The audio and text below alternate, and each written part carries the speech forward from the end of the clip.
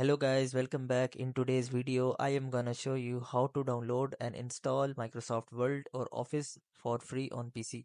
So it's pretty simple. Let's get started. In order to download Microsoft Word or Microsoft Office, you guys have to just simply search for Microsoft Store. In Windows 10 and Windows 11, you guys can easily search this.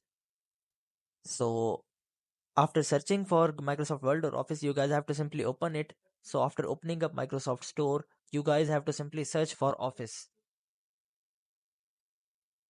I have already searched it. And here you guys have to simply just take a look at it. Here you guys can see it is $70. It's already paid, it is $99.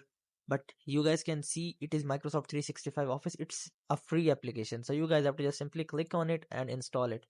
As you guys can see, I have already installed this application. So you guys have to just simply download it and install it. It's completely free. So after installing it, you guys have to simply open it in order to check if it is free or not.